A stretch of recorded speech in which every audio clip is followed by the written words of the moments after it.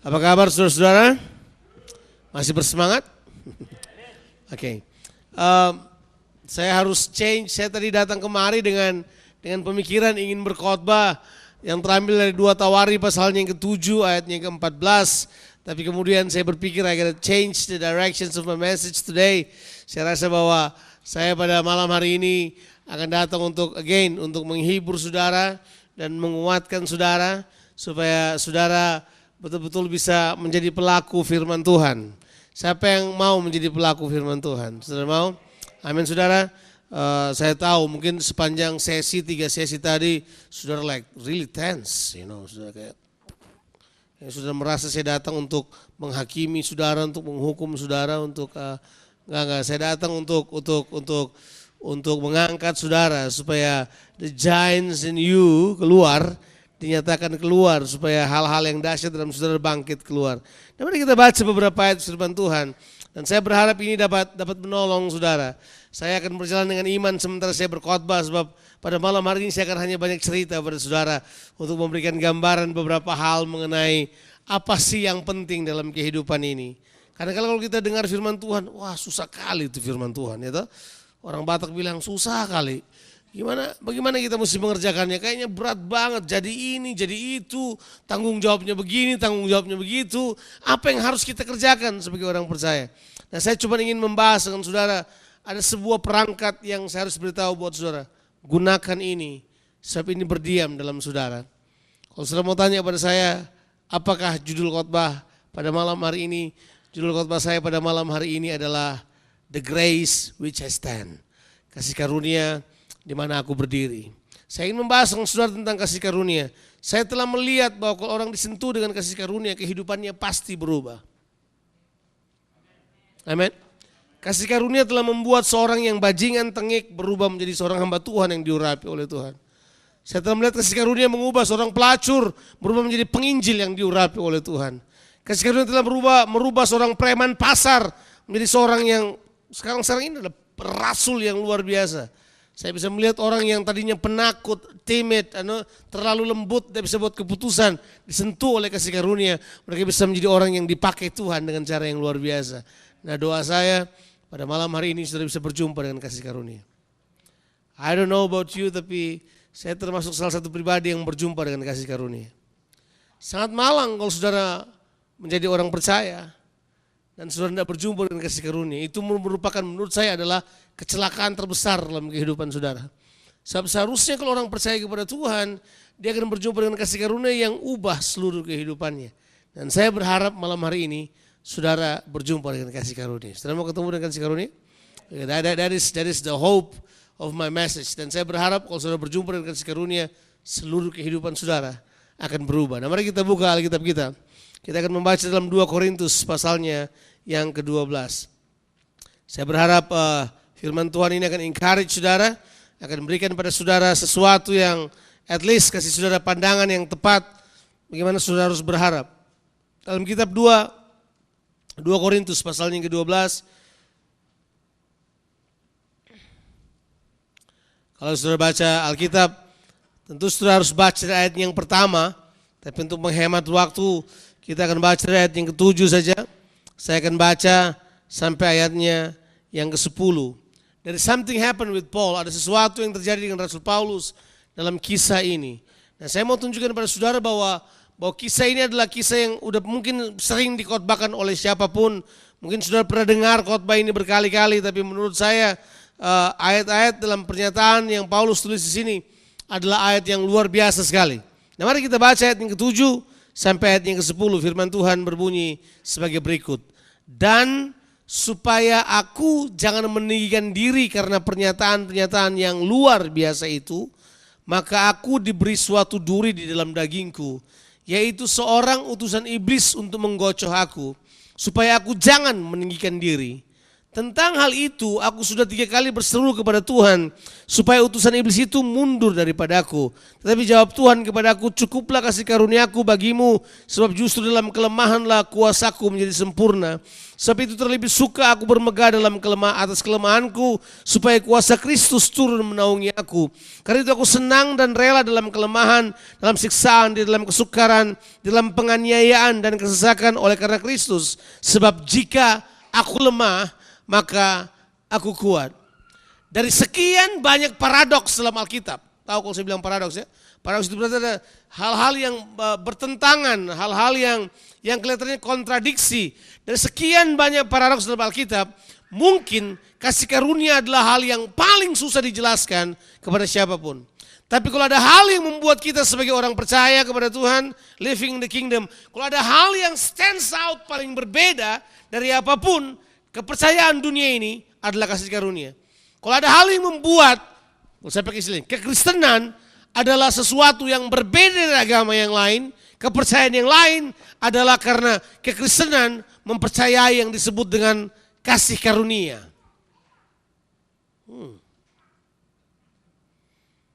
Siapa yang percaya bahwa kasih karunia ada? Mari saya mau tanya dulu pada saudara. Apa itu kasih karunia? That's bad question. Kalau saudara nggak tahu nggak apa-apa. Karena bukan cuma saudara yang nggak tahu, pendeta-pendeta pun kadang-kadang nggak tahu.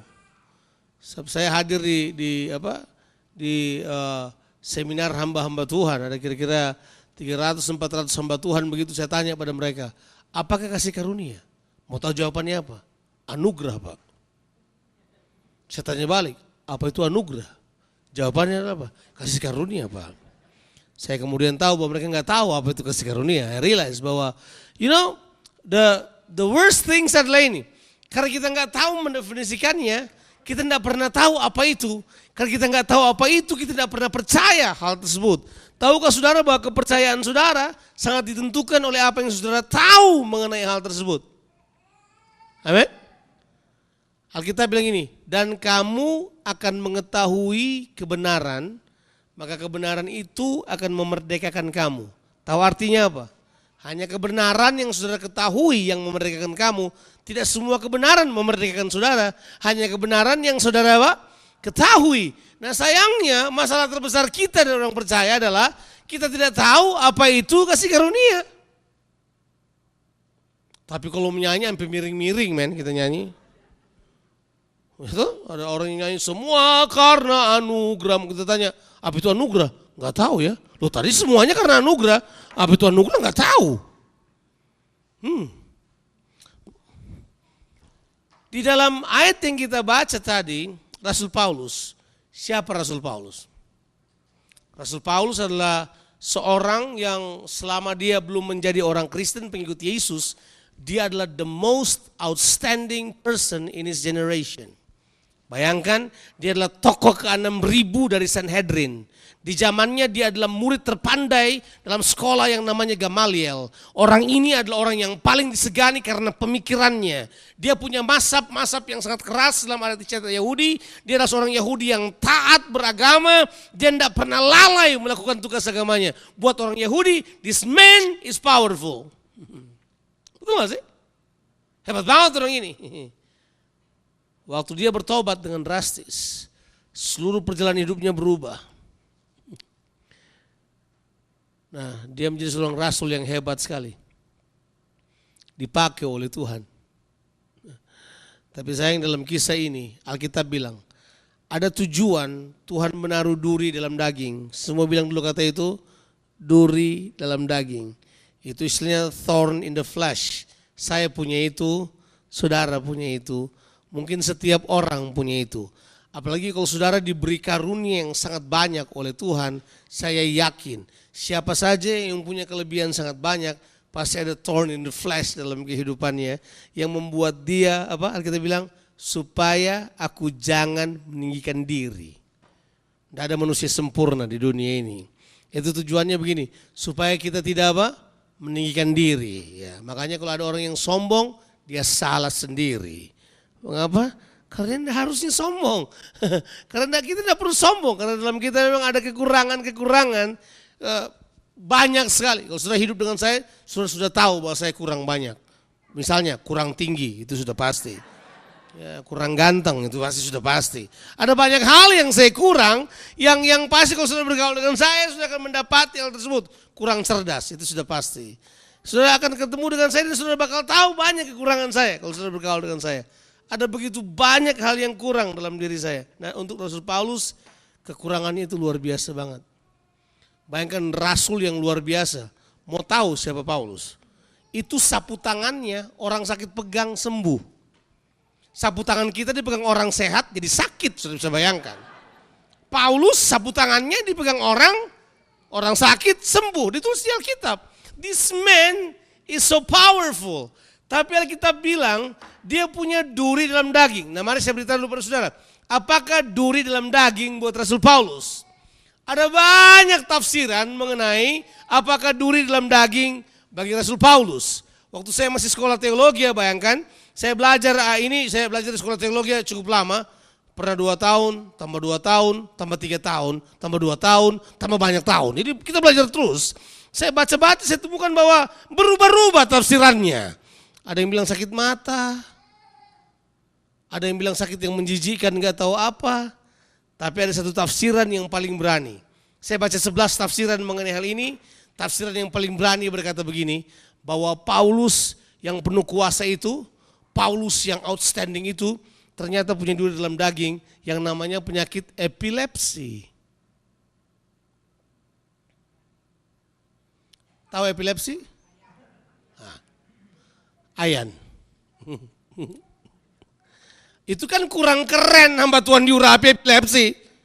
Bayangkan tiba-tiba saudara undang dia bicara di camp misalnya. Dia duduk di depan. Sementara semua menyembah, tiba-tiba Paulus jatuh ke tanah, mulutnya berbusa. Kita kan kaget. Habis itu manage himself, terus kita panggil, mari Paulus datanglah berkhotbah. Dia kemudian maju ke depan. Dia bilang, ih ganteng-ganteng berbusa gitu kan. Gak keren kan kelihatannya. Itu Paulus menyebutkan hal itu sebagai sesuatu yang menjijikan. Makanya dia bilang waktu dia tulis surat kepada orang di Galatia, kamu tidak memperhitungkan aku waktu aku datang kepadamu, karena aku datang dengan cara yang sangat menjijikan. Nah, apa yang paling menjijikan buat orang kira-kira? Nah, menurut penafsir ini dia berkata bahwa Paulus itu menderita epilepsi. Jadi tahu sendiri dong orang menderita epilepsi, ada hal yang gak nyaman. Pasti dia bertentangan sekali dalam dirinya. Nah, ditulis dalam Alkitab, telah 3 kali dia berseru kepada Tuhan supaya utusan iblis yang menggocoh dia itu, sebab kata menggocoh itu ada sebuah istilah yang dipakai seperti convulsion. Makanya orang berpikir karena penyakit yang convulsionnya tinggi adalah epilepsi, ya kan? Kejang-kejang, jadi mereka kemudian menarik kesimpulan bahwa dia berpenyakit epilepsi. Kira-kira begitulah alasan para penafsir itu. Terserah apapun penyakit yang menjijikan itu, tapi nggak nyaman untuk orang seperti Paulus, diurapi, pandai, cerdas, punya penyakit yang menjijikan. Bagaimana saudara kalau saudara mengalami hal yang seperti itu?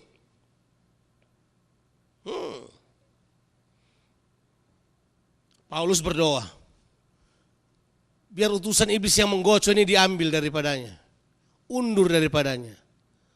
Apa jawab Tuhan terhadap doa Paulus? Apakah Tuhan menjawab doa Paulus? Tuhan jawab. Jawabannya adalah, cukuplah kasih karuniaku bagimu. Wow. Sebab dalam kelemahanku lah kuasa Tuhan menjadi sempurna. Oke, mari kita mulai dengan definisi. Apa itu kasih karunia? Kasih karunia itu punya beberapa arti. Di perjanjian lama, kasih karunia itu datang dengan kata ken, tulisannya. Itu yang punya pengertian seperti ini. Seorang yang kuat membungkukkan dirinya ke bawah untuk mengangkat orang yang lemah sejajar dengan dirinya. Jadi kasih karunia di bahasa Ibraninya, gak usah khawatir, itu cuma tanda bahwa khotbah saya diurapi. Belum apa-apa dia udah nangis, itu berarti memang khotbah saya cukup dahsyat. It's alright. Jadi kasih karunia itu punya arti adalah seorang yang kuat, yang membungkukkan dirinya ke bawah untuk mengangkat orang yang lemah, sejajar dengan dirinya. Itu punya pengertian itu yang Tuhan kerjakan buat kita, betul nggak? Kita tadinya orang yang berdosa, terperosok jauh ke bawah, dia angkat kita sewaris dengan dia, sehingga kemudian dia bisa berbicara dengan kita sebagai anaknya. Itu kira-kira arti kasih karunia menurut perjanjian lama. Nah di perjanjian baru kasih karunia datang dengan kata karis. Kata karis itu punya pengertian bahwa kasih karunia itu adalah penempatan kemampuan Tuhan dalam kehidupan kita supaya kita dapat melakukan hal-hal yang tidak dapat kita lakukan dengan kemampuan kita sendiri. Ulangi lagi. Jadi kasih karunia adalah penempatan kemampuan Tuhan dalam kehidupan kita yang memampukan kita untuk mengerjakan hal-hal yang tidak dapat kita kerjakan dengan kemampuan kita sendiri. Saya beri contoh. Mampukah manusia untuk selamat? Gak bisa. Kasih karunia datang ke dalam manusia, mampukan manusia untuk bisa selamat. Halo. Mampukah manusia hidup benar? Jawabannya gak bisa. Kita gampang kalah, kita fragile, kita gampang jatuh dalam dosa, kita gampang menyerah kepada pencobaan. Tapi kasih karunia memampukan kita untuk kita bisa dapat menang, kita bisa hidup dalam kebenaran. Nah, jadi kasih karunia adalah empowering system, kemampuan yang Tuhan berikan buat kita, yang memampukan kita untuk hidup, melakukan apa yang kita tidak dapat kerjakan dengan kemampuan kita sendiri. Jadi kasih karunia itu adalah memindahkan saudara dari kemampuan manusiawi berpindah kepada kemampuan ilahi. Nah, itu powerful itu. Itu yang Paulus temukan. Makanya Paulus berkata begini, justru dalam keadaan terlemah dalam kehidupanku, saat itulah aku menjadi apa? Kuat. Sebab ada empowering structure yang datang buat dia. Ada penempatan kekuasaan yang datang pada dia, yang memampukan dia untuk sanggup mengerjakan apa yang tidak bisa dia kerjakan dengan kemampuannya sendiri. Mari saya memulai beberapa cerita pada saudara. Orang yang berdiri di depan saudara ini, waktu dia kecil, itu dia sangat bodoh. Kelihatan kan memang bodoh. Waktu saya kecil, itu saya termasuk salah satu anak yang menderita yang namanya disleksia. Disleksia yang saya miliki berbeda, ada beberapa jenis disleksia. Ada yang hurufnya dempet, ada yang hurufnya menari-nari, tapi saya disleksianya lebih parah. Disleksianya kalau saya membaca terbalik, jadi lompat. Jadi kalau misalnya tulisannya kamu, saya bacanya muka, beda jauh kan? Kamu dan muka. Kalau misalnya huruf 19, 14, saya bacanya 14, 19. Nah udah tahu sendiri. Kalau itu ulangan, tahu sendiri, 0 terus saya. Jadi saya baca, saya belajar, saya berupaya, 0. Karena terbacanya terbalik. Nah dulu kalau saudara sekarang sudah hari Kamis, saudara tentu tahu waktu saudara masih SD, ada pelajaran dulu di Indonesia, namanya pelajaran mencongak. Tahu pelajaran mencongak itu apa? Saya juga nggak tahu dulu di Indonesia ada pelajaran mencongak dan menulis indah. Itu dua pelajaran yang sama sekali nggak ada gunanya saya kira. Hah? Saya juga bingung ada dua aja. Bingung banget itu acara itu. Nah mencongak ini, kalau sudah pas yang pelajaran ini, sudah pasti saya dapat 0. Karena saya kira, saya tahu, padahal saya salah. 0. Nah waktu saya SD, itu guru-guru saya selalu marah sama saya. Guru-guru tuh suka gemes sama saya. Karena mereka juga nggak tahu istilah disleksia barangkali pada waktu itu. Jadi saya tuh kecil dianggap bodoh. Ya padahal mungkin memang bodoh juga. Cuma maksudnya, padahal saya baik kan, jadi kira nakal. Nah karena kita dianggap bodoh maka kerjaannya berantem terus. Frustrasi, berantem terus. Jadi dari kecil saya berantem terus. Mengapa? Karena bodoh kan, nggak tahu apa-apa. Jadi jalan satu-satunya untuk diperhatikan, kalau saya ngomong mereka ketawain, pak, langsung main pukul, udah. Nggak ada cerita yang lain. Itu jalan satu-satunya untuk dihargai, untuk kalau nggak dijitak-jitakin ya kita pukul orang duluan, kira-kira kayak gitu. Jadi begitulah kejadiannya. Nah saya bisa cerita pada saudara, Bahwa saya tidak bisa bilang kayak begini, saya duduk di bangku sekolah dasar 6 tahun, nggak bisa. Saya harus bilang ini, saya duduk 4 tahun, saya berdiri 2 tahun depan kelas. Karena saya banyak sekali berdiri depan kelas, percayalah. Mau berdiri kayak apa? Angkat kaki satu, pegang telinga, iya. Berdiri jongkok separuh, iya. Menghadap dinding, iya. Udah segala jenis berdiri depan kelas, sudah saya alami. Sampai guru kelas 4 saya, saking marahnya dia buat saya, dia pernah pukul saya pakai mistar yang 100 cm. Tahu ada mistar yang kayu, 100 cm itu 2, itu patah di belakang saya. Sampai dia berkata begini buat saya, kalau kamu naik kelas, saya keluar dari sekolah ini. Dia begitu marah pada saya, tapi dia rupanya pura-pura. Nah, anugerahnya begini, saya tidak pernah tinggal kelas sedikit pun. Nah, apa namanya itu? Anugerah itu. Itu saya tidak bisa dengan kemampuan saya, tapi saya naik kelas terus, ya. Jangan bilang-bilang, tapi anak saya yang kedua sampai kira-kira umur 6 dan 7 itu mirip banget sama saya. Jadi kalau kita pergi ke sekolah, anak saya yang pertama pinter banget, usia 2 tahun 7 bulan membaca Michael Schumacher gitu, dan bacanya bahasa Inggris lagi. Jadi dia masih umur 3 tahun tuh udah cerdas banget. Anak saya yang kedua minta ampun. Jadi kalau kita pergi ke sekolah gitu, kalau pergi ke kelas kakaknya, nomor 1 gurunya puji-puji, oh Mr. Patiesina, it's a privilege to teach your kid, you know, Jonathan is a very good kid, it's so clever. Ranking terus di kelas. Begitu dari kelas itu kita pindah kelas ke adiknya. Itu sampai keluar, istri saya berkata gini, kenapa sih anak kita yang kedua ini, apa yang salah dengan dia? Saya begitu lihat caranya dia menulis, dia tulis 3E. Dia tulis 7 seperti entah, terbalik semuanya. I start to cry by the way. Tapi sekarang sudah tidak berani bilang dia kayak gitu. Ini hari ini anak itu dalam waktu 2 term, dia membaca 100 buku. 100 halaman begitu, cepat sekali bacanya, bayangkan. Dia bilang saya mau baca 100 buku, dia baca. Ya saya nggak tahu itu cuma berupaya membuktikan diri atau apa, terserah. Nanti belakangan kita urus itu. Tapi waktu saya kecil mirip banget seperti itu, bodoh banget. Itu ayah saya tidak bisa suruh saya dua hal sekali jalan, itu tidak mungkin. Nggak mungkin.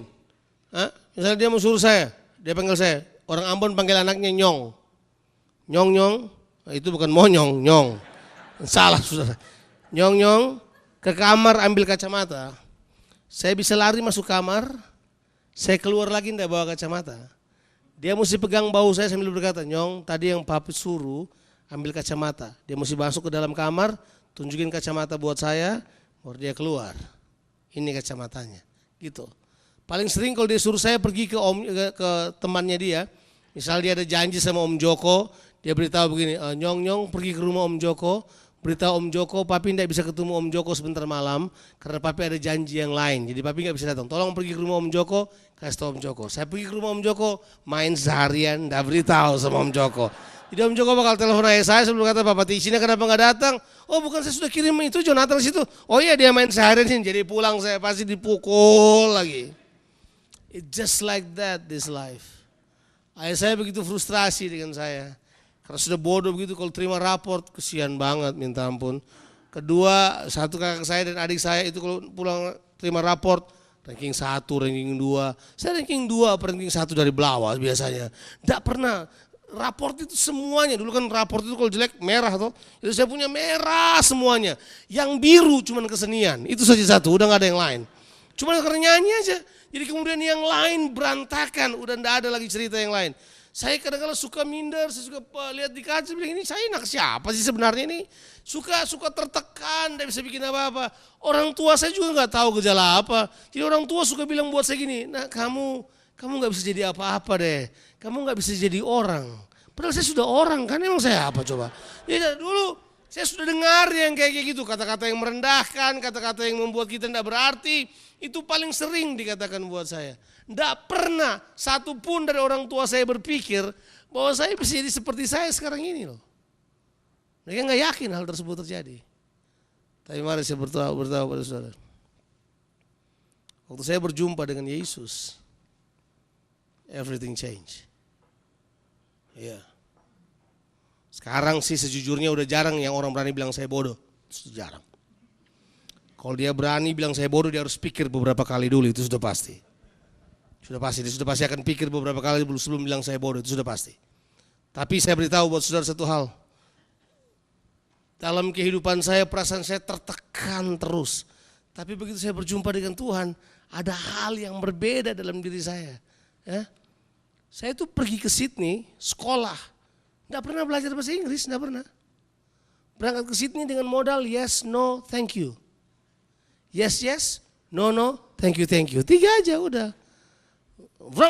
Yes, no, gitu aja udah. Kan ngarang, kita nggak tahu dia ngomong apa. Saya juga nggak tahu dia, pokoknya kita bingung sama-sama. Masuk kelas teologi. Pernah belajar teologi? Itu pelajaran paling boring di dunia, percayalah. Itu begitu duduk, dosennya cuap-cuap. Udah pernah dengar itu aksen Australia? My Lord, they hard. May the Lord be with them because it's really hard to be with them. You know, mereka ngomong gak jelas, kayak mumble, kayak mereka kayak ditelan ngomongnya. Nah bayangkan, saya nggak terlalu ngerti bahasa Inggris, cuma tahu yes, no, thank you. Duduk di kelas teologi ya. Nah, sudah bisa bayangkan?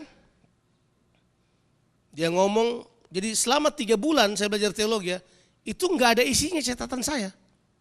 Kosong, mau isi apa? Lawang dia ngomong saya nggak ngerti. Itu saya sampai sudah beli, sudah tahu. Waktu sudah sekolah tentu tahu dong, zaman dulu ada tipe Walkman. Dan itu bisa dirubah speednya. Ada yang cepat, ada yang pelan. Yang ngomong gini, wow, gitu kan. Saya beli yang kayak gitu, supaya kalau saya dengar, itu diputar pelan. Tetap kagak ngerti, minta ampun. Itu 3 bulan udah tidak mengerti itu, sudah bisa bayangkan. Saya masuk ke college, nggak ngerti, sudah bisa bayangkan. Itu mau marah salah, mau mukul udah nggak bisa. Ini sekolah Kristen mau gimana? Nggak bisa, udah nggak bisa bikin apa-apa. Itu frustrasi banget. Jadi kalau saya pergi ke college itu di Sydney, di Arncliffe namanya, begitu turun dari train, saya begitu jalan, lihat pesawat terbang tuh. Begitu pesawat terbang, saya suka nyanyi dalam hati, bawalah daku pergi dari derita. Ini udah aku nangis-nangis aja. Tiap hari kayak begitu, udah nggak tahan. Satu kali saya berdoa, Tuhan udah nggak tahan. Saya ambil kertas, saya tulis buat pemimpin sekolah di Tawangmangu yang utus saya sekolah pada waktu. Namanya Pak Sam Sekota, atau kalau saya pernah dengar Bapak itu, ya saya tulis buat Pak Sam Sekota. Saya sudah nggak tahan, saya mau pulang aja. Saya kirim suratnya, rupanya surat itu nggak pernah sampai ke dia. Nggak tahu kenapa, itu pasti anugerah itu. Saya kalau sampai bilang bahwa 3 bulan saya nggak isi apa-apa, nggak bisa belajar. Dan kan kalau sekolah teologi itu book reviewnya banyak. Bayangkan book review. Kan di sana mereka baca 100 halaman, book review 2 lembar halaman. Apa yang saya isi? Kosong, nggak ada.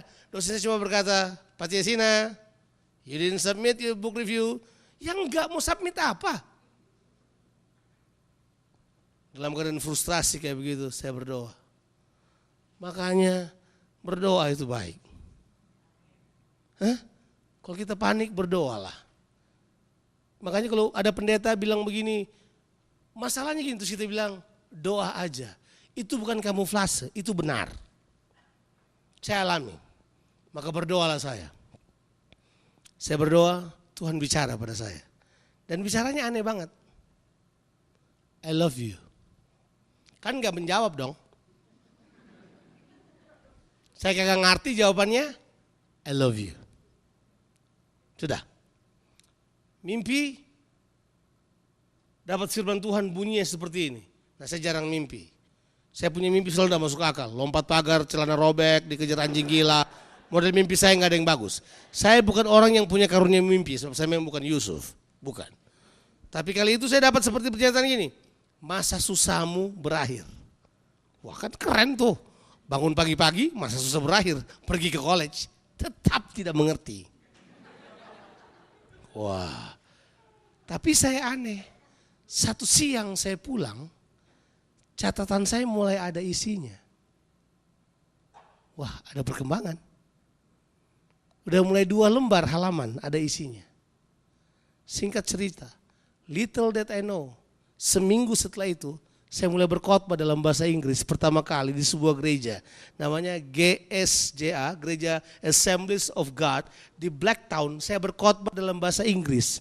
Menurut pendetanya mereka mengerti apa yang saya katakan. Saya nggak tahu pada waktu itu apakah saya khotbah bahasa Indonesia atau bahasa Prancis, tapi mereka mengerti apa yang saya katakan. Sejak hari itu saya mulai berkhotbah dalam bahasa Inggris. Nah, apa namanya itu? Saya nggak tahu apa namanya, tolong jelaskan.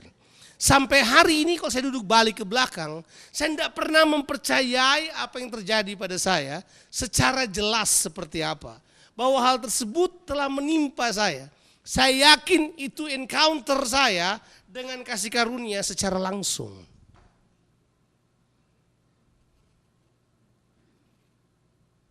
Ganti cerita. Saya pulang dari sekolah, dipercayain dong, pulang dari sekolah teologi ya. Percayain memimpin sebuah tim pergi ke Singapura. Pimpinlah sebuah tim pergi ke Singapura. Sampai di Singapura saya melayani di sebuah gereja. Ya, begitu selesai berkhotbah, di gereja itu ternyata punya tamu orang dari China. Itu tahun 91. Nah tentu sudah tahu tahun 89 di Cina terjadi peristiwa Tiananmen. Pernah tahu peristiwa itu? Di mana orang ditembak-tembakin dan macam-macam. Pada waktu itu ada dua pasangan suami istri yang kemudian bisa lolos dari situ. Mereka datang ke States tapi kemudian mereka balik untuk memberi kesaksian di Cina. Saya sejujurnya lupa nama mereka siapa. Yang saya cuma ingat nama Inggrisnya, Mark. Belakangnya nggak tahu siapa. Karena waktu itu nama Chinese susah kan? Apa susah banget belakangnya apa? Tantencong, apa kita nggak bingung. Nah jadi ceritanya gini, udah saya ketemu dengan orang tersebut. Pendetanya berkata, nama pendetanya Pastor P.J. John. Dia berkata bahwa segini, Jonathan, this is a man from China. He wants to talk to you. Di meja makan kita ngobrol. Dia di depan saya mendengarkan dia berbicara. Bahasa Inggrisnya patah-patah, bahasa Inggris saya kurang jelas. Jadi kira-kira begitulah kita udah ngomong. Jadi dia mulai ngomong, saya mendengarkan apa yang dia ngomong buat saya. Nah dia menceritakan ceritanya yang menurut saya tidak masuk akal ceritanya. Seperti saudara mendengarkan cerita saya tadi, saudara pasti susah percaya. Masa sih? Nah ini sama. Saya juga pikir, masa sih? Gitu. Nah karena ceritanya gini. Itu tahun 91. Dia menceritakan kira-kira 20 tahun sebelumnya. Jadi 20 tahun, 22 tahun sebelumnya, dia itu masih muda, umurnya 19 tahun. Punya tunangan umur 18 tahun. Mereka tunangan. Nah seperti yang istri saya bilang, waktu itu kalau orang pergi ke gereja di Cina susah dapat Alkitab. Jadi dia termasuk kurir yang suka nganter-nganter Alkitab yang disobek di dalam kaos kakinya. Sangat disayangkan dia ketangkap. Masuklah dia penjara. Bekerjalah dia dalam sebuah tempat kerja paksa. Nah, dia dipenjarakan tidak lama, cuma 20 tahun. Dia kerjalah 20 tahun. Jadi saya ambil cerita 20 tahun. Nah kemudian dia cerita peristiwa ini. Dia berkata begini, selama 20 tahun itu dalam seminggu paling tidak 3-4 malam itu mereka akan dipanggil, kemudian mereka bakal disiksa itu. Dan setiap malam mereka kalau mau disiksa, dia udah nggak tahan. Jadi tiap malam selama 20 tahun, lama loh 20 tahun itu. Saya udah tinggal di Toronto 20 tahun. Coba lihat rambut saudara dibandingkan 20 tahun yang lalu. Bahkan saudara datang hari Selasa, sekarang di Toronto sudah hari Jumat. Bayangkan, itu lama itu. Lama kan? Ya yang gak ngerti itu apa boleh buat, sudah gak datang hari pertama. Itu kesalahan saudara. Tapi sudah bisa bayangkan, sekian lama, 20 tahun dia di dalam, ini yang dia cerita buat saya. Saya enggak percaya, tapi saya bisa rasakan ada kuasa keluar dari orang ini. Sewaktu dia cerita dia berkata begini, tiap malam dia ingin menyangkal Yesus. Jadi selama 20 tahun tiap malam ingin menyangkal Yesus. Tapi yang dia bilang, tapi saya enggak nyangkal-nyangkal tuh. Nah, apa namanya itu? Nah, you tell me. Ya kan? Dia keluar dari penjara setelah 20 tahun, keluar dia dari kerja paksa itu keluar. Begitu dia keluar, dia kembali ke desanya. Tahu nggak apa yang terjadi? Kan dia waktu masuk ke penjara tinggalin tunangan kan, umur 18 tahun. Kalau saudara masuk penjara 20 tahun dan gak tahu saudara ada di mana, coba wanita mau tunggu 20 tahun? Ini tunangannya tunggu 20 tahun sampai dia keluar. Kemudian mereka menikah. Begitu mereka menikah, peristiwa Tiananmen terjadi, makanya mereka bisa keluar dari situ. Apa namanya itu? Coba kalau ada cewek di sini ditinggalin pacarnya 20 tahun, itu dia ganti nama langsung. Namanya Lydia Pek Wong, diambil orang aja, Pek Wong wae gitu kan. Untuk apa tinggal di situ? Sudah bisa bayangkan. Itu cuma orang Semarang yang tahu itu. Susah itu. Sudah bisa bayangkan 20 tahun kemudian masih tunggu kekasihnya keluar, menikah, dan habis mereka menikah, pintu terbuka untuk lari keluar. We just don't know apa namanya itu.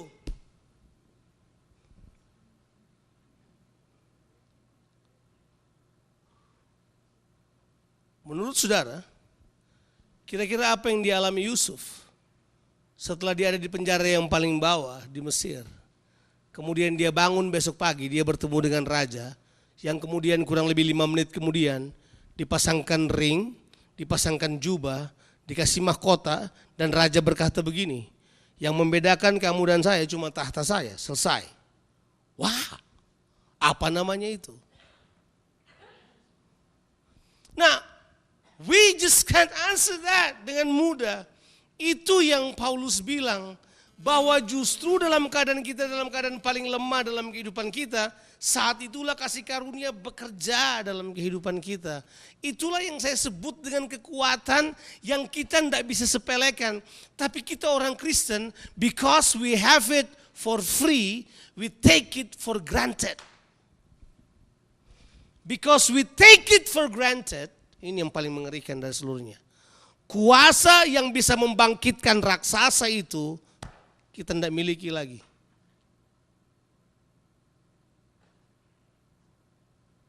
Coba pikir dulu matang-matang. Cerna dulu baik-baik. Keajaiban kasih karunia Tuhan yang dahsyat itu kadangkala kita sepelekan. Padahal dia begitu dahsyat bekerja dalam kehidupan kita. Saya bisa cerita pada saudara stories upon stories. Bagaimana orang yang sebenarnya tidak masuk hitungan, karena disentuh oleh kasih karunia mereka berubah. Mereka menjadi orang yang dipakai oleh Tuhan dengan cara yang luar biasa. Stories upon stories. Bagaimana kita sebenarnya ini plan B menurut manusia. Nah, kalau saya mau cerita, mengapa saya bisa berangkat ke Sydney? Itu plan B. Tahu plan B? Sekolah sebenarnya punya utusan yang lain yang mereka mau kirim. Saya nggak masuk hitungan untuk diutus. Sekolah ingin mengutus orang yang lain yang memang more powerful. Saya bahkan waktu saya masih sekolah di sekolah itu, kalau orang ini berkhotbah, saya happy deh bawa-bawa Alkitabnya. Sebab kalau dia berkhotbah itu powerful. Saya belum pernah lihat anak muda berkhotbah seperti orang ini. Kalau dia berkhotbah, orang yang pakai susuk, itu susuknya bisa copot sendiri, tau nggak? Susuk terlempar-lempar. Itu dia bisa di bus, dia bisa tiba-tiba berhenti, ketemu sama seorang bapak punya keris, warnanya ini disimpan di belakang lemari. Itu bapak yang nggak kenal dia bisa menangis kaget, ada orang yang tahu kerisnya, bisa bayangin? Karunia marifatnya begitu luar biasa. Orang ini powerful. Kalau dia pergi berkhotbah, I'm happy hanya untuk pegang-pegang dia. I was so happy, cuma pegang-pegang Alkitabnya aja, bisa bayangin.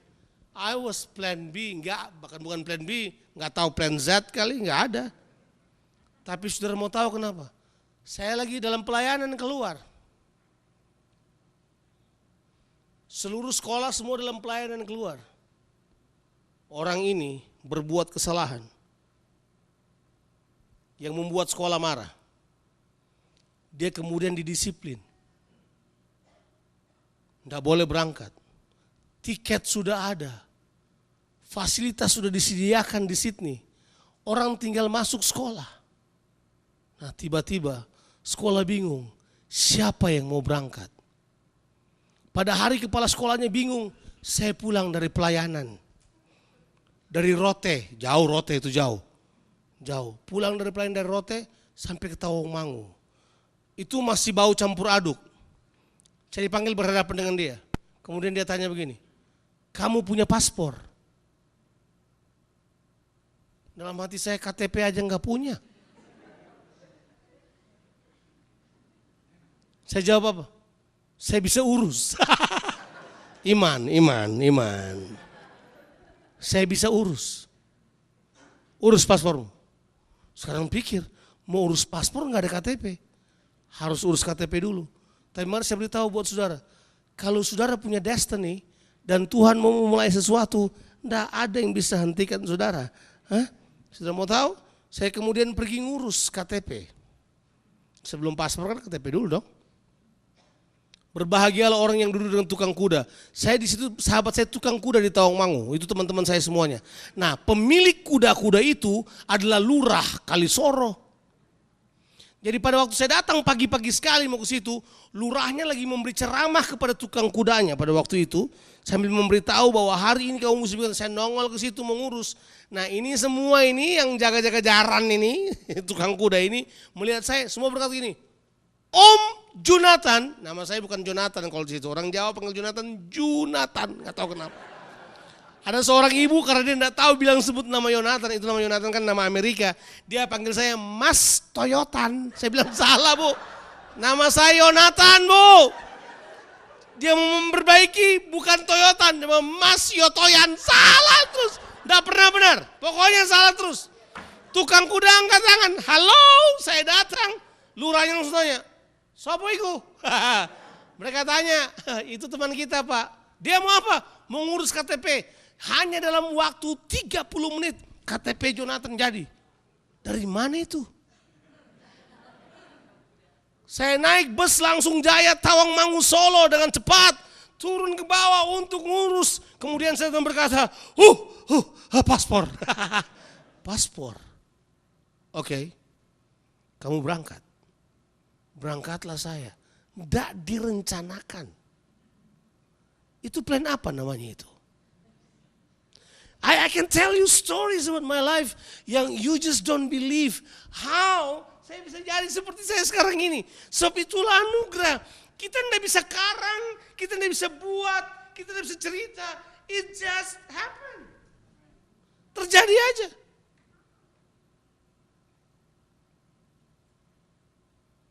Oke, setelah saya cerita itu pada saudara. Mari kembali kepada bobot dari khotbah ini. Sebab kalau cerita terus saya cuma ingat ceritanya sudah lupa prinsipnya. Enggak menyenangkan. Kembali ke Alkitab. Hebatnya kasih karunia adalah ini. Kalau dia sentuh kita, dia menciptakan sesuatu dalam diri kita yang orang bisa tahu bahwa sudah disentuh oleh kasih karunia. Itu kalau dia sentuh saudara, itu kelihatan. You just act differently, you start to think differently, karena kasih karunia itu mengajarkan sesuatu pada saudara. Yuk kita baca ayat itu dulu.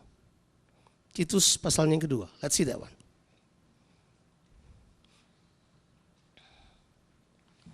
Makanya kalau orang berkata begini, ya karena kasih karunia kita berdosa aja lah, karena kasih karunia. Ya dosa-dosa aja lah, gak apa-apa kan kasih karunia. Enggak. Saya beritahu buat saudara, enggak. Ada sesuatu yang terjadi waktu kasih karunia bergerak dalam kehidupan kita. Titus pasalnya kedua, ayat yang ke-11. Saya mau bacakan buat saudara. Karena kasih karunia Allah yang menyelamatkan semua manusia sudah nyata. Ia mendidik kita supaya kita meninggalkan kefasikan dan keinginan-keinginan duniawi. Supaya kita hidup bijaksana, adil dan beribadah di dalam dunia sekarang ini. Dengan menantikan penggenapan pengharapan kita yang penuh bahagia dan pernyataan kemuliaan Allah yang maha besar dan juru selamat kita Yesus Kristus. Coba saudara lihat bahwa kasih karunia itu mendidik kita loh. Dia mendidik kita untuk meninggalkan kefasikan dan dia mendidik kita untuk menanggalkan semua keinginan-keinginan duniawi yang membinasakan. Makanya saya mempercayai begini, kalau orang disentuh dengan kasih karunia itu semerta-merta mulai menjamah kehidupannya, kemudian merubah kehidupan orang tersebut. Saya yakin sekali, diam-diam waktu saya disentuh oleh kasih karunia, beberapa hal yang jahat dari saya mulai berubah. Oh, saya dulu penjahat, men. Saudara enggak, saudara orang baik-baik, saya tahu. Saya penjahat, saya curang, saya ngomong kotor, saya berantakan, otak saya licik, orang kecil kalau bisa survive itu pasti licik, enggak mungkin yang lain lagi. Apa kita mau ngomong apa coba? I learned that. Tapi tahukah saudara, Alkitab berkata, kasih karunia mendidik kita supaya kita meninggalkan kefasikan. Kasih karunia kemudian juga membuat kita apa? Hidup bijaksana, adil dan beribadah. Tidak mungkin orang disentuh kasih karunia dan dia tidak hidup adil. Tidak mungkin orang disentuh kasih karunia dan tidak mengampuni. Tidak mungkin orang disentuh kasih karunia kemudian tidak beribadah. Tidak mungkin orang disentuh kasih karunia dan tetap jahat. Tidak mungkin. Makanya kalau orang berkata kasih karunia aja buat dosa, tidak yakin saya. Sebab kasih karunia tidak akan bawa saudara ke arah itu. Kasih karunia empower saudara untuk hidup beyond that. Di atas kehidupan yang biasa. Tiba-tiba saudara kaget. Tadinya saudara pemarah kok jadi enggak. Tadinya tangan saudara begitu cepat tinju mukanya orang jadi enggak. Tadinya saudara bisa kerjakan apa saja jadi tidak. Apa itu? There is something working in you. Mari saya beritahu buat saudara. Stop dulu sebentar. Mana lebih gampang? Menyembuhkan orang sakit atau mengubah kehidupan kita? Saya telah belajar dalam pelayanan saya bahwa lebih gampang Tuhan menyembuhkan sakit saya daripada mengubah karakter saya yang buruk. Ulang. Kayaknya saudara udah bego kalau yang kayak gini ya, udah kurang nangkap nih.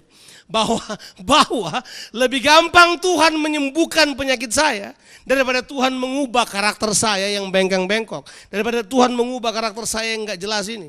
Bahwa lebih gampang Tuhan sembuhkan sakit saya. Karena begini, mengubah karakter seseorang itu Yesus sampai perlu mati di kayu salib, men. Karena itu kasih karunia namanya. Wow. Saya kemudian mulai belajar, dahsyat banget ini. Mana lebih gampang? Sudah lagi jalan di jalan, kemudian ada yang tinju hidung saudara. Buah! Reaksi saudara boleh pilih nih.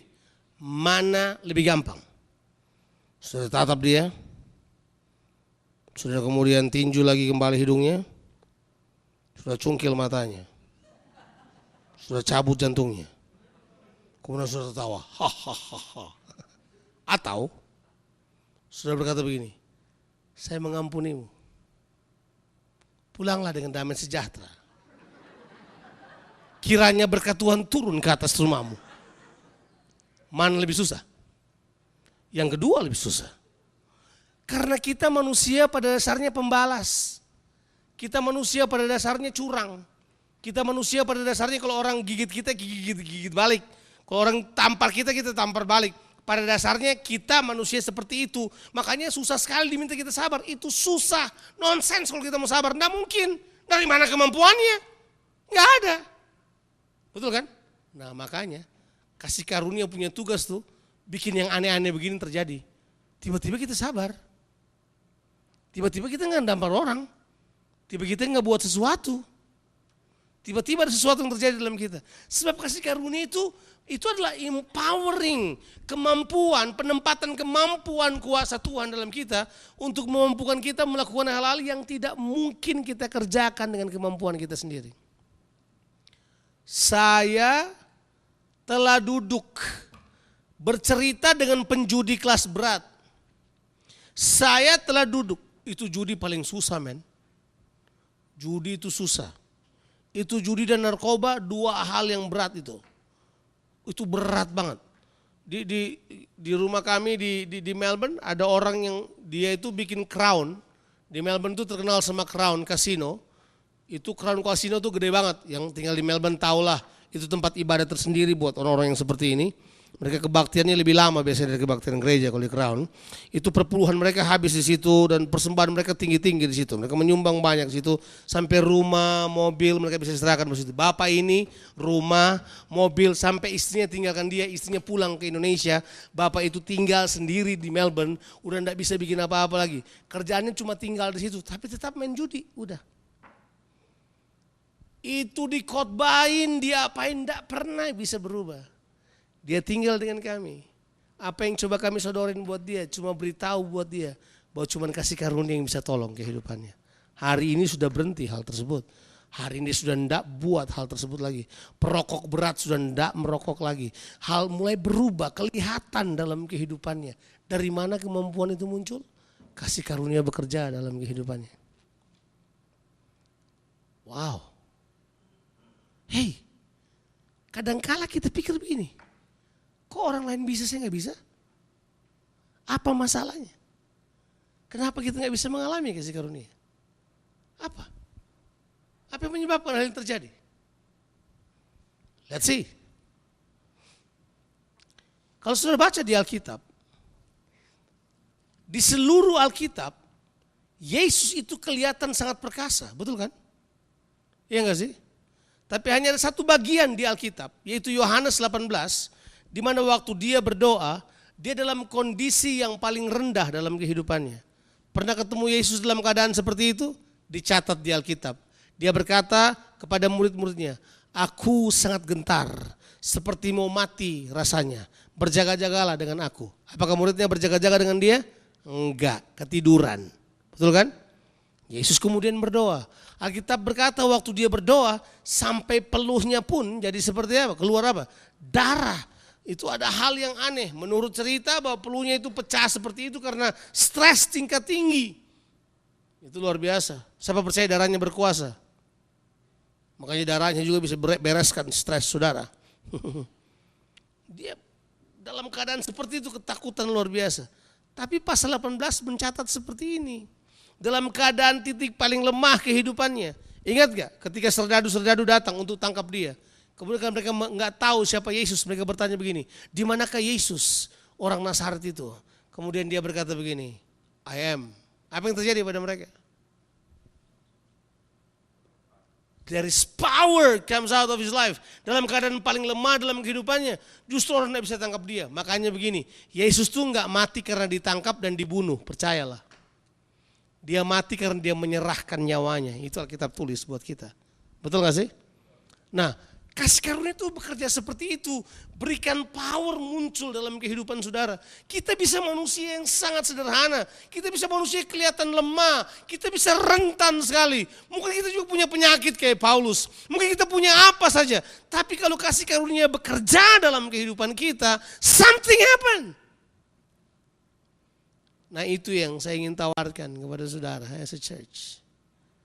Jadilah gereja, jadilah pribadi yang penuh dengan kasih karunia. Saudara mau kasih karunia? Saya yakin diam-diam saudara pun telah mengalami kasih karunia dalam kehidupan ini. And I can see you while I'm preaching. Some of you crying basically. Karena some of you start thinking something that you never thought before. Why this has happened? Why this has come to me? Mengapa yang terjadi buat saya? Karena kasih karunia itu real.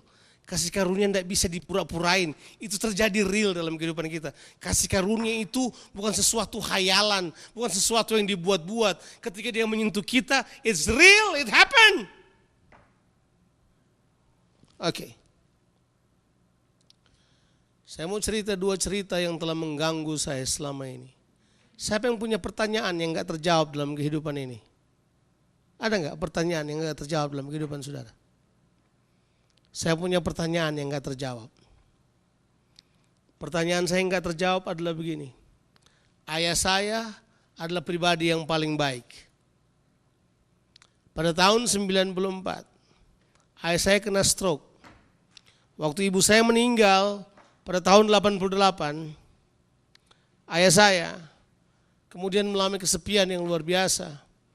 Kita sampai sudah bujuk-bujuk kalau dia mau menikah lagi silakan. Tapi rupanya ayah saya adalah laki-laki yang setia banget. Dia nggak mau. Tapi karena dia begitu terluka, dia begitu sendiri, akhirnya dia stres berat dalam keadaan yang lagi doa puasa, tiba-tiba dia kena stroke. Stroke selama 6 tahun di atas tempat tidur. Jadi ayah saya ada di atas tempat tidur selama 6 tahun. Siapa yang pernah punya keluarga yang menderita seperti itu?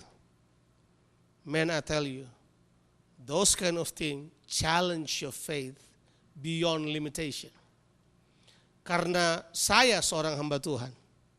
Itu tahun 94 kejadiannya. Waktu saya dan istri saya menikah, ayah saya itu datang cuma didorong dengan kursi roda. He didn't even know what actually happened that night. Karena dia dalam keadaan gak sadar, dia dibawa ke tempat kebaktian. Bayangkan saya cuma mesti berdiri dan berkata begini, terima kasih ayah saya hadir. Dia gak tahu loh, dia lagi pingsan di situ. Lagi gak sadar. Dan saudara bisa bayangkan, saya adalah seorang hamba Tuhan yang percaya kesembuhan. Saya berdoa buat orang sakit sembuh. Saya pulang ke rumah dan lihat ayah saya terbaring seperti itu di tempat tidur. Gak bisa ngomong, gak bisa komunikasi, diam terbujur kaku seperti itu. Like day by day. Bayangkan waktu saya menikah, saya dan istri saya suka datang ke situ. Saya kadang-kadang sudah gak mau lihat ke dalam kamar, saya duduk di luar. Dalam hati saya cuma berdoa, God help my father. Bayangkan, itu lama. Saya kenal banyak hamba Tuhan. Siapa saja yang saya nggak kenal? Hamba Tuhan siapa yang liwat mampir ke Makassar, yang saya nggak tarik tangannya pergi ke rumah saya untuk doakan ayah saya. Pak Yakub Nahuai saya panggil. Orang-orang yang doa kesembuhan ilahi yang bikin KKR lapangan saya panggil. Do come, tumpangkan tangan atas saya. Nothing happened, my goodness. Gak ada yang terjadi. Sudah bisa bayangkan. Itu kalau saya berdoa, saya sudah berdoa. Tuhan, do something. Gak terjadi apa-apa. Wah, pendoa datang dari kota, saya kenal pendoa kan, saya hamba Tuhan yang melayani di kota.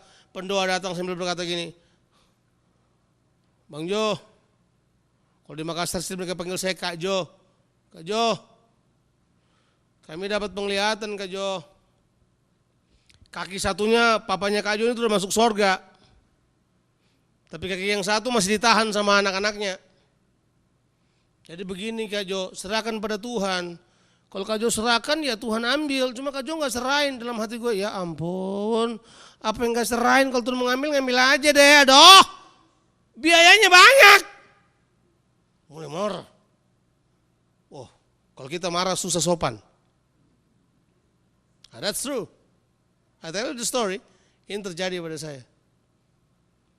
Ada lagi yang datang, tapi begini Pak Jo, itu ada kebenaran begini. Urapi dengan minyak. Ada aliran itu kan? Urapi dengan minyak. Tiap hari badan ayah saya berminyak, kita urapi terus. Ya. Ada yang datang. Perjamuan kudus itu berkuasa. Kalau kita minum, pasti sembuh. Perjamuan kudus 3 kali sehari. Kalau bisa 7 kali sehari, kita kerjakan 7 kali sehari. Apa susahnya? Ada yang bilang kasih dengar kaset khotbah, udah kasih dengar kaset khotbah. Ayah saya nggak sadar ada Walkman di sininya. Udah semua everything that we can do we do. That's it. Anything possible. Wah, itu keadaan frustrasi sekali. Kakak saya kerja di Jakarta, yang sekarang sudah tinggal di San Francisco, menikah sama orang Amerika. Dia tinggalin pekerjaan di Jakarta, cuman balik hanya untuk urus ayah saya. Bayangkan saya bilang pengorbanan mereka banyak sekali. Adik saya tinggalin kuliahnya beberapa tahun hanya untuk urus ayah saya. We are all do something because we love our father. Tapi kita tidak bisa bikin apa-apa. Kita anak Tuhan, kita cinta Tuhan. Apa yang kurang dengan kita? Kenapa kuasa Tuhan tidak bisa terjadi di situ? What is the problem? Rupanya kita cuma kurang dengar kata itu. My grace is sufficient for you. Lama, tahun 2000. Saya dan keluarga pindah ke Jakarta, tahun 99 saya duluan, kemudian tahun 2000 istri saya pindah ke Jakarta dan kita kemudian tinggal di Jakarta. Saya waktu itu sedang menggembalakan di Toraja sebagai pendeta, gembala. Pindah ke Jakarta, Setahun kita di Jakarta, bulan November ayah saya meninggal. Saya waktu sedang menerjemahkan, orang dari Hillsong datang ke Jakarta, sebentar saya menerjemahkan, seorang teman saya berkata begini, Joe, can I talk to you? Saya keluar, saya sudah tidak pikir, begitu saya keluar dia berkata begini, Joe, papi meninggal. Saya pikir papinya yang meninggal. Hah? Papimu meninggal? Bukan, papimu. Antara senang, antara bingung. Cuma dalam hati saya berkata, berakhirlah penderitaannya, berakhirlah penderitaanku. You probably think kita jahat. Ya udah. Pulang, sekeluarga kita pulang. Saya dikubur. Saya orang baik sekali. Ada orang yang kita nggak kenal berdiri dan menangis di depan petinya, nangis. Kita nggak kenal siapa dia. Cerita macam-macam. Saya buat kebaikan yang orang lain tidak pernah tahu. Lama saya orang baik begini, kok matinya kayak begini, aneh banget. Apa yang Tuhan mau ajar? Oke, singkat cerita. Peristiwa itu tidak terjawab dalam diri saya. Pergilah saya pelayanan ke gereja Surya Kencana Bogor. Pastor John Halim dari situ, Amiau dan Marley juga dari situ. Pergilah saya ke Surya Kencana di Bogor, melayani, menerjemahkan teman baik saya yang saya kenalkan ke gereja Surya Kencana di Bogor. Namanya Pastor Terry Appel dari Monavale, Sydney. Itu seminar. Kita kan kalau bikin seminar judulnya suka-suka keren kan? The Power of Fire in the Ministry. Gila. Itu judulnya kita khotbahnya sampai karpet-karpet terbakar udah. Power, bayangin. Kita khotbah urapan, udah entah urapan apa lah yang kita khotbahin. Mau urapan kematian, sudah. Urapan raja, nabi dan imam, sudah. Udah entah urapan apa lah kita khotbah hari itu. Saya ingat persis, mungkin Amio ingat cerita ini. Tapi ini cerita mungkin cerita yang lucu tapi open mind. Janji jangan ketawa terlalu besar. Sebab ini cerita telah bikin kacau saya banyak kali. Ya udah, khotbah udah semangat. Pendeta-pendeta hadir di situ, bayangkan. Itu pendeta Sugiantono termasuk pendeta rodo konservatif, itu enggak percaya kepenuhan Roh Kudus, itu dia bisa di kantornya terbanting sendiri, bisa bayangin. Kita cari buat dia tutup kebaktian enggak bisa. Dia lagi ketawa terputar-putar di dalam situ. Kita kasih keluar dia. Tapi ini lucu. Akhir dari semua seminar, itu udah powerful banget deh. Selesai kita khotbah, dahsyat lah pokoknya. Itu kita seperti ada di awan, langit ketujuh, sorga. Itu sudah begitulah kira-kira. Begitu turun nih, turun dari mimbar kayak gini kan, mimbar kan turun nih. Ini kan turun nih ceritanya. Saya dengan Terry turun nih. Ada dua orang Bogor, gadis, berdiri di situ. Kemudian berkata gini, abang, saya itu kalau di Bogor dipanggilnya abang. Itu karena Amiau tuh panggil dari saya abang, seluruh dunia panggil saya abang setelah itu.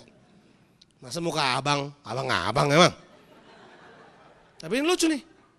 Mereka berdua di situ lihat saya, perempuan. Kemudian ngomong sama saya begini, abang, boleh nggak abang sama Pak Terry doakan mama? Kenapa mamamu?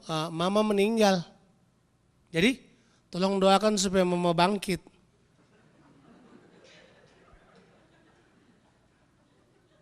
Maksudnya? Tuh, padahal saya tahu loh ini minta. Maksudnya? Iya, tolong didoakan supaya mama bangkit, bang. Terry, teman saya, you have to know this man. Badannya besar. Dia itu dulu bolak-balik ke Toronto sini, Toronto Blessing. Namanya tertulis di banyak buku John Arnott karena dia mengalami banyak pemulihan. Terry Appel ini. So Terry dengan kayu, Johnson, what's happening? Terry, these two girls actually asking whether that we can go to her mom funeral and pray for her mom to be raised up. What do you mean? Sama. What do you mean? Sama. Bingung kan? Tapi tentu kita pikir dong, habis khotbah kayak api kayak gitu, masa nggak ada tantangan? Langsung Terry mikir sebentar. Let's go. Mampus, let's go. Jalanlah kita. Nah, saudara mesti tahu ini. Kalau pendeta bingung dia bahasa roh, itu pasti. Jadi sementara jalan, pergi ke tempat di mana disemayamin, ini udah deh, udah nggak ada ceritanya di dunia kayak begini udah. Saya Terry Appel, Pak Sugiantono, bertiga kita jalan sama 2 gadis itu, berjalanlah kita. Saya dalam berjalan, kiralah bahasa Anda. Bingung men, bingung, you just don't know. Saya bilang buat saudara janji jangan ketawa. Jadi kita jalan, masuklah kita di ruangan itu, seperti adiasa gitu ya, tempat persemayaman gitu. Di situ ada kira-kira 30 orang sudah duduk di situ. Kita datang, semua lihat kami. Ya udah, dan saya beritahu kenapa mereka melihat kami seperti itu. Jalanlah mereka. Nah ini mereka ada 3 bersaudara kayak ini cewek ini. 3 cewek. Ya, kita datang. Yang di situ berkata gini, Bang, ini mama. Udah cakep. Udah pakai baju pengantin, tinggal ditutup petinya. Udah gitu, udah. Ya sudah. Terry Appel kan yakin sekali. Let's pray. Let's pray. Come on. Let's pray. Jadi saya, Terry di depan saya, Pak Sugiantono di ujung kepala. Terry yang komando. Let's do it. Let's pray. Gua tumpang tangan. Bam, kita berdoa, udahlah. You just don't know the way we pray.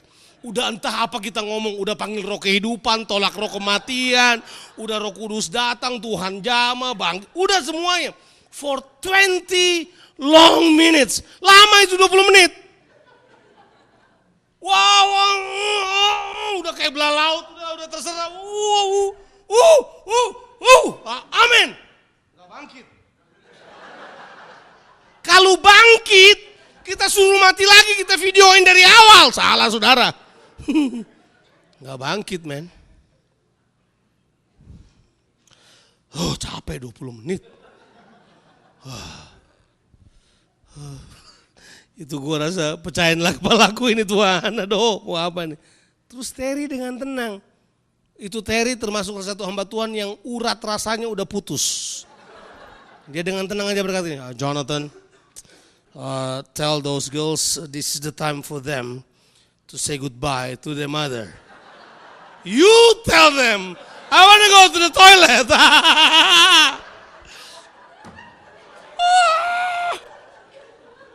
Ya kan gitu, kita mau pergi ke toilet kan. Kalau kita nggak setuju kita ke toilet. Kalau ada pas persembahan kita nggak mau kasih persembahan kita ke toilet pura-pura saudara. Ya udah, saya ke toilet men. Nah toilet itu cuma ada dalam kamar. Ya ada kamar buat keluarga biasanya. Istirahat, toiletnya di situ. Jadi saya berjalan ke toilet. Tapi kan memang nggak pengen ke toilet. Cuman supaya Terry yang ngomong sama mereka dong. Jalanlah saya.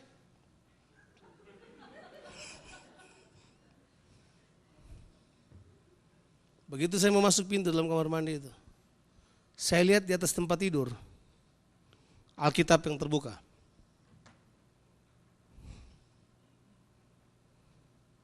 Ya karena saya tidak mau dengan cepat langsung balik kan. Saya mendekat ke tempat tidurnya dong. Lihat Alkitabnya. Alkitabnya terbuka di Yohanes pasal 11. Sudah tahu apa yang tertulis di Yohanes pasal 11? Udah gak usah buka, saya beritahu aja. Itu Yesus membangkitkan Lazarus. Apparently, mungkin sudah ketawa, tapi begitulah kita. Apparently those girls been reading John 11 the whole night. And they believe in their hearts bahwa Yesus masih membangkitkan orang mati. Dan mereka berharap Yesus akan membangkitkan orang mati melalui 2 hamba Tuhan yang berkhotbah berapi-api di gereja mereka. Waktu saya lihat hal tersebut, seluruh konsep saya berubah. I start to cry.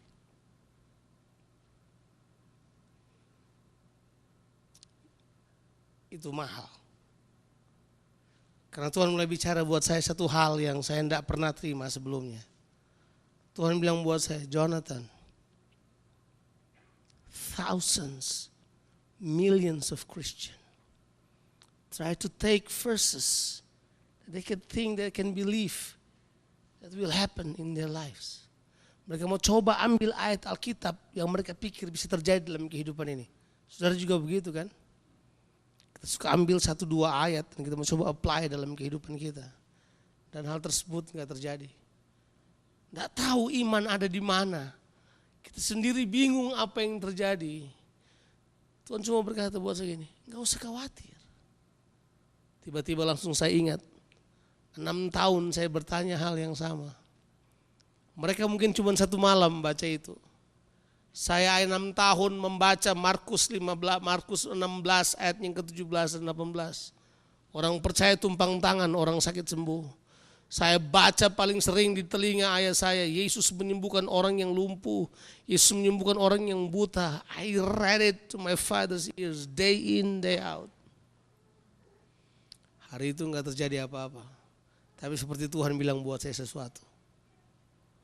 It doesn't matter. My grace is sufficient for them.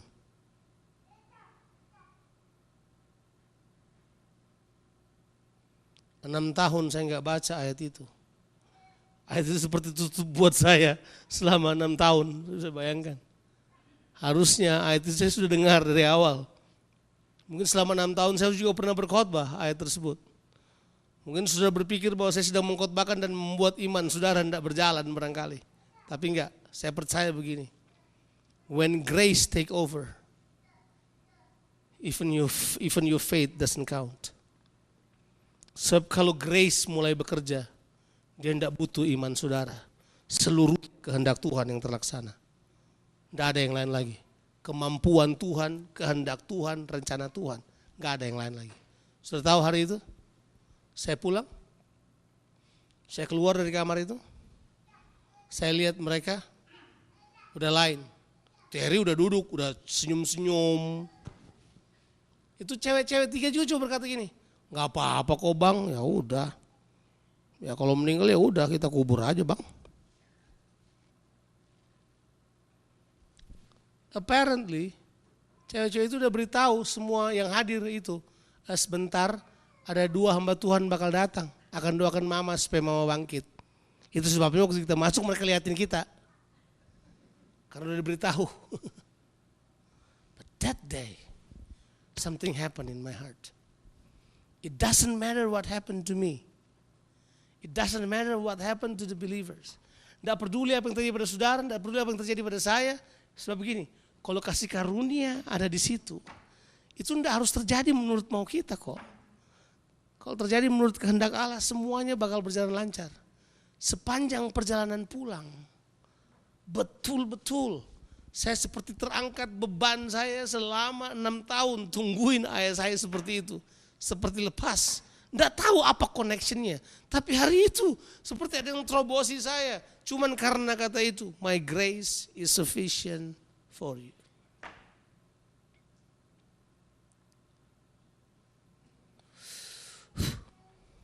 Saya tidak tahu dengan saudara, apa masalah saudara yang paling berat dalam kehidupan ini? When grace takes over,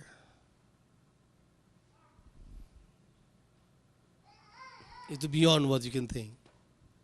Even when grace take over, beyond your faith. Udah beyond. Tuhan campur tangan.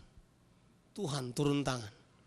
Maka kadangkala kalau kita sudah nggak mampu, udah nggak ada iman lagi, udah nggak ada apa-apa, tiba-tiba grace terlaksana di situ. Itu semata-mata karena Tuhan. Sudah nggak ada sesuatu pun dari pihak kita. Cuma karena Tuhan mengasihi kita. Ibrani pasalnya yang keempat dan kita selesai.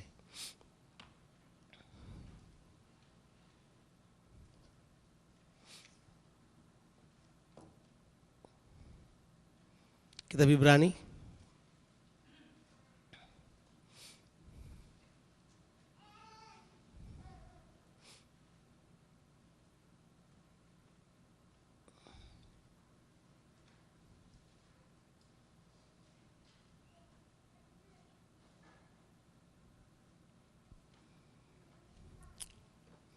ayat yang ke-15 dan ayatnya yang ke-16. Yuk kita baca sama-sama yuk. Church, embrace this power. Kadang-kala kalau pikir tanggung jawab kita, pikir tugas kita, pikir yang lain, kita suka jadi lemah. Coba terima hal ini. 15 kita baca sama-sama. Sebab imam besar yang kita punya bukanlah imam besar yang tidak dapat turut merasakan kelemahan-kelemahan kita. Sebaliknya sama dengan kita. Ia telah dicobai, hanya tidak berbuat dosa. Sebab itu, marilah kita dengan penuh keberanian menghampiri tahta kasih karunia, supaya kita menerima rahmat dan menemukan kasih karunia untuk mendapat pertolongan kita pada waktunya. Hari pertama saya berbicara pada saudara, kita sudah berbicara banyak tentang waktu. Dan kalau saya toleh ke belakang, dan kalau saudara toleh ke belakang juga, kita banyak missed out waktu Tuhan. Betul enggak? Tapi ada sebuah jaminan buat kita. Kalau kita menghampiri Tuhan, pada tahta kasih karunia Tuhan, Alkitab berkata begini, dengan pemahaman begini, bahwa Tuhan telah merasa semua kelemahan kita. Saya waktu pulang dari jalan dari Bogor kembali ke Jakarta malam itu, di perjalanan saya cuma pikir, Tuhan pasti rasa betapa frustrasinya saya selama 6 tahun menghadapi sakit ayah saya. Tuhan pasti rasa betapa frustrasinya saya belajar bahasa dan saya tidak mengerti selama 3 bulan. Tuhan pasti rasa. Tuhan pasti rasa betapa frustrasinya mungkin anak-anak itu berharap ibu mereka hidup. Tuhan juga rasa betapa frustrasinya saudara bergumul dengan masalah saudara, bergumul dengan persoalan saudara, bergumul dengan gereja saudara, bergumul dengan masalah gereja saudara, bergumul tentang apa saja. Tuhan tahu hal tersebut, dia rasa hal tersebut. Dia cuma berkata begini, why don't you let me? Waktu kita datang pada tahta kasih karunia, saya mau bilang kepada ibu-ibu yang punya masalah relationship, punya masalah dengan suami punya masalah sama istri, punya masalah dengan anak. Kadang-kadang kita tidak perlu bikin apa-apa, sebab Tuhan rasa, dia mengerti, dia tahu kelemahan saudara. Dia merasakan sama persis dengan saudara. Dan dia cuma bilang buat saudara begini, let me handle that, let me take over. My grace is sufficient for you. Now I learned that word now. When that word comes to us, my grace is sufficient for you.